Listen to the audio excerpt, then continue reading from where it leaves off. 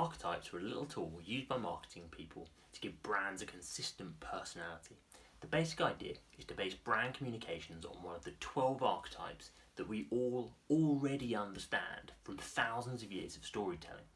For example, we all have a good idea what to expect from the hero or the rebel character in any story. Yes, Harry Potter is a little different from Luke Skywalker or any other well-known hero, but generally we all have an idea of how they should behave without needing to be told every detail. And that's partly down to this fundamental understanding we have of these archetypes that's been built up.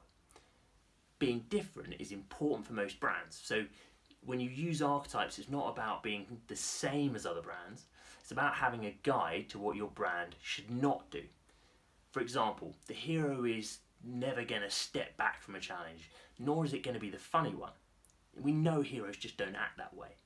So picking an archetype for a new brand normally revolves around looking at any natural strengths your brand might have compared to the competition.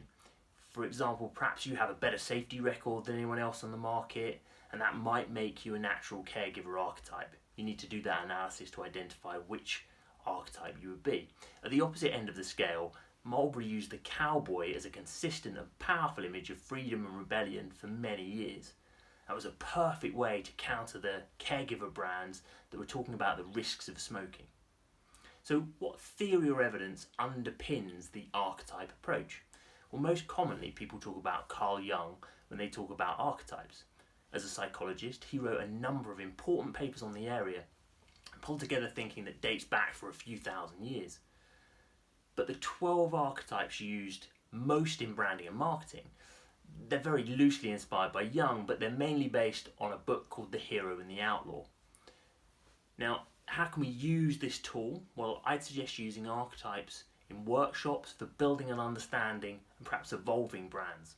It's a nice, simple way to understand the space the competitors are trying to own and what their personality is, and to identify what you want to stand for. It can also be included in brand guidelines, normally replacing the values in the brand identity section. And as long as the rationale for the choice and how to interpret it is explained well, it can be very positive.